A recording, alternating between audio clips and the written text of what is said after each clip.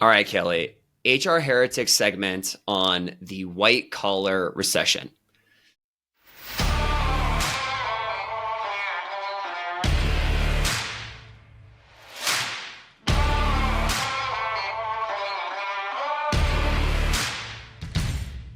So this is an article from Business Insider that I've been like waiting for data on this because we've been hearing a lot of things from people in tech about how hard it is to find a job.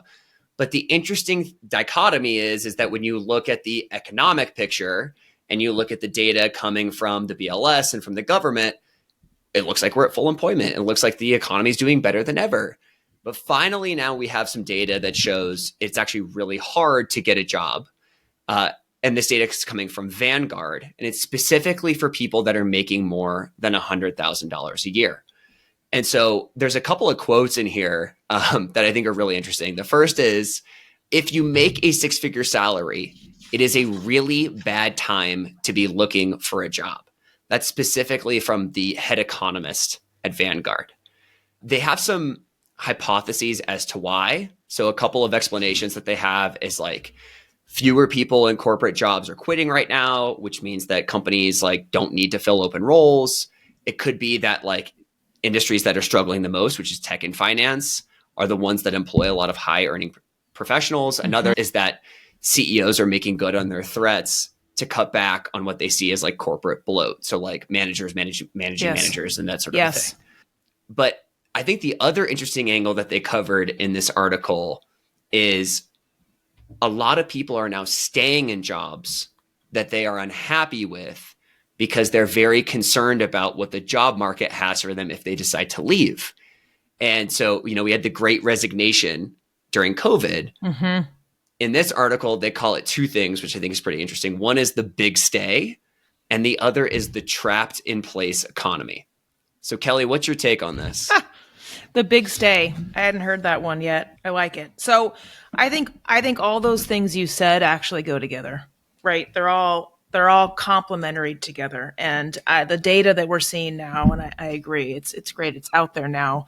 I think is lagging on what's been going on, the last 2 years. It's proof of what we've been seeing and living the last 2 years, right? We saw tech get hit really hard by the market, right? There was other industries that were doing great. And I think that's the first cut, I would say, is even before salary, right, is industry, right? Certain industries, security, et cetera, doing great. And so tech did get hit. Then you're seeing all these big tech companies, right, laying off talent, looking at corporate bloat, like you said. And a lot of that bloat had to do with, pardon me, but fat and happy, high paid, director level and above type of employees, right? We've been talking about it. Less managers, more ICs, more doers, less supervisors. And I think companies were, lived it. Companies were pressured to look at this. And so you're seeing a lot of those high paid folks moving out of these organizations.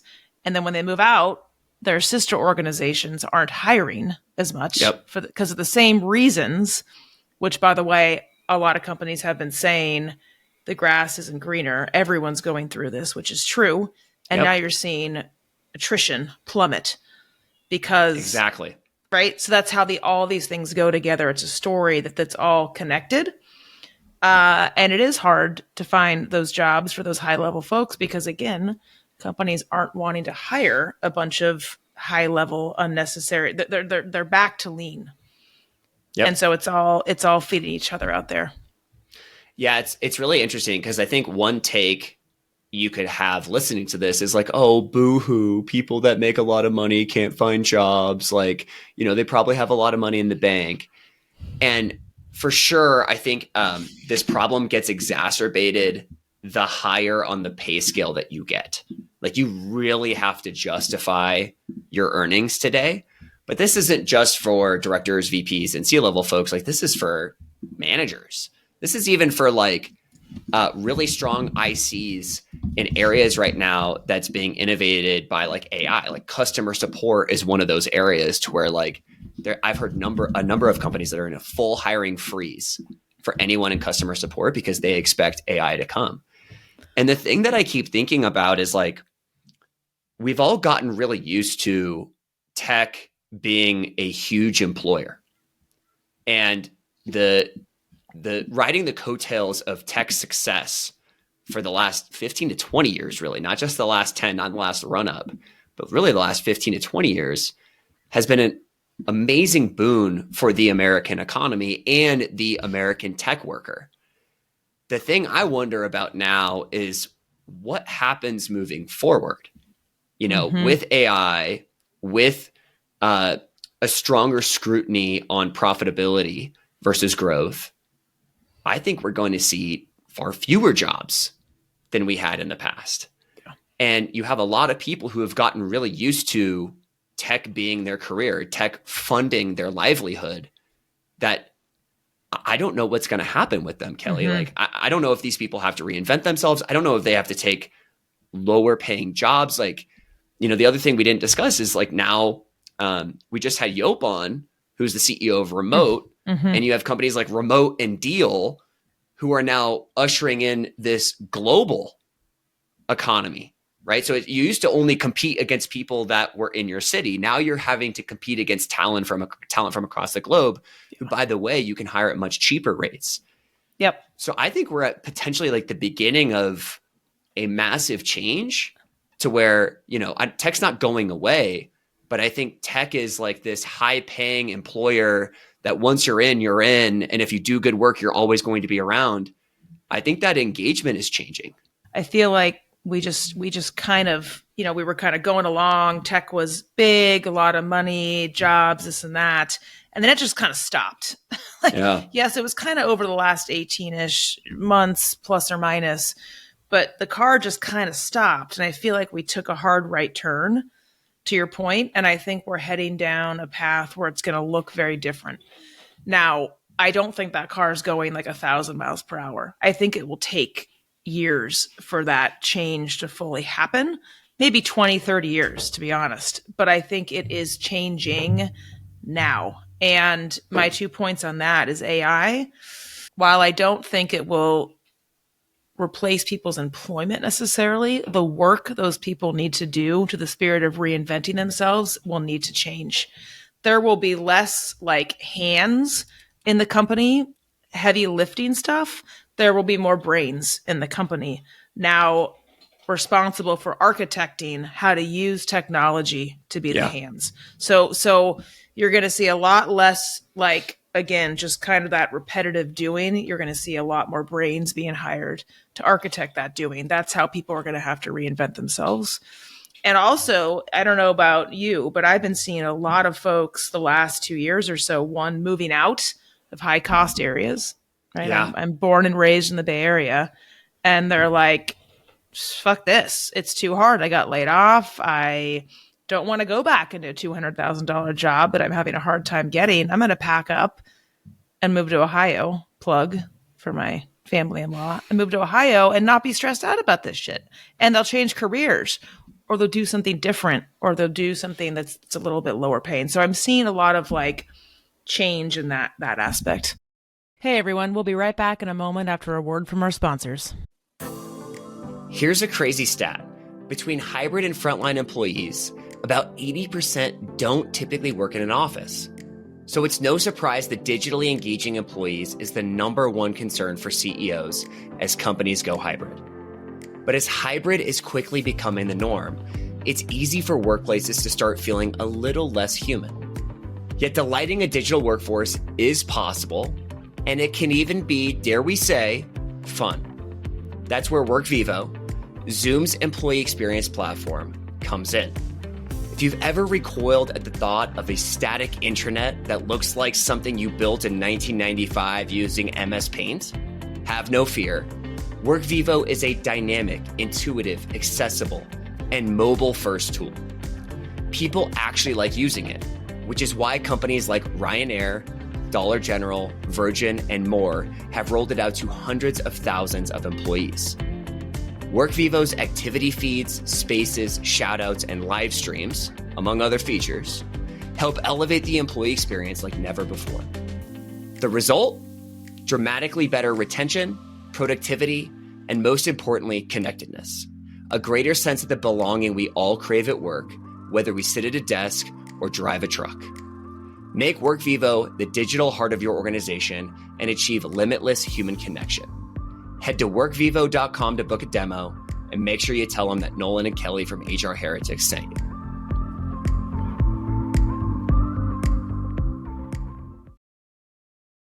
There's a world where your CRM is powerful, easily configured, and deeply intuitive. Attio makes that a reality. Attio is a radically new CRM built specifically for the new era of companies. It's flexible, easily configures to your unique data structures, works for any go-to-market motion from self-serve to sales-led. Attio automatically enriches your contacts, syncs your emails and calendar, lets you create powerful reports, and quickly build Zapier-style automations. The next era of companies deserves more than a one-size-fits-all CRM with an outdated UX. Join 11 labs, replicate, modal, and more.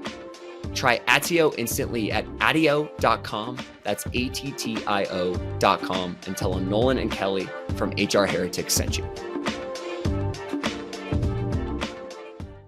Yeah, it's really interesting. I was talking to a friend today.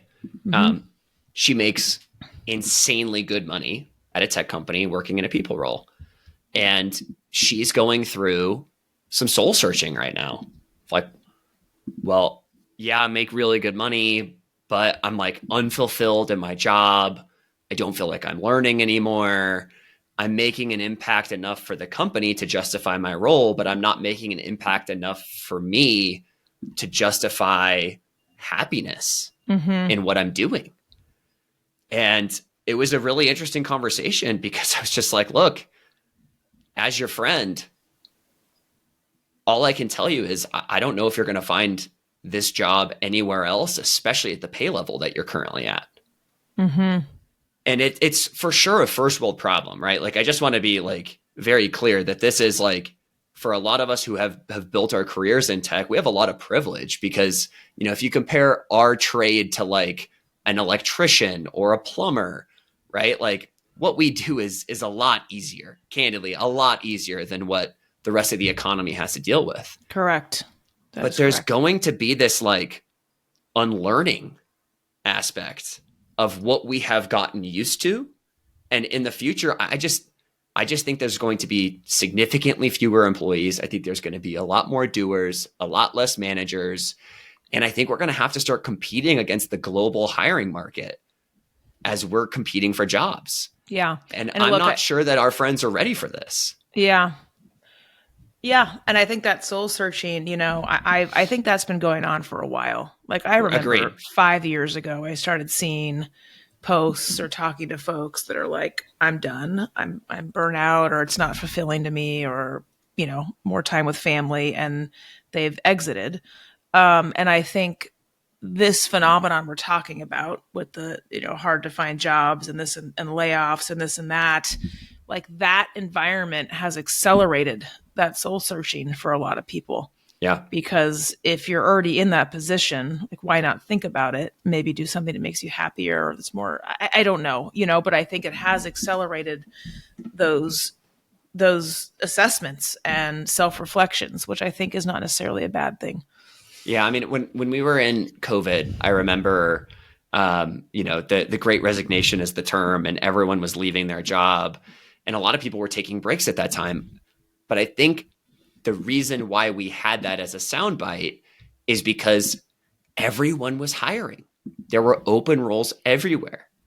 And to your point around attrition dropping off the cliff, right? And now actually the attrition that you're seeing is typically in the form of performance management or layoffs, right? You're not seeing as much, not even anywhere close to the amount of voluntary attrition that we had seen during COVID or even pre-COVID.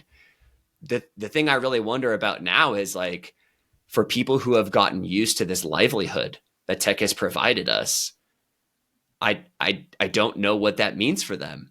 You know, I think it's like, this is the real trade-off situation, which is, do you want to make more money in working in tech and keeping your job? Or do you want to go after like your passion or something else in your life, which is going to come with the trade-off of you, at least initially, making significantly less money?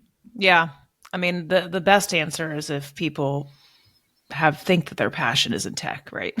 You're suggesting that it's not, and they're kind of feeling stuck for a myriad of reasons. The best is if they enjoy it and they're fulfilling things. It's really hard if you're not, and that's a that's a bridge all of us have to cross at the right time and the right space. But I agree. That's a really good point. I think it's really hard. And I think we just started this, and I think it's going to be very interesting over the next, again, 10, 20, 30 years.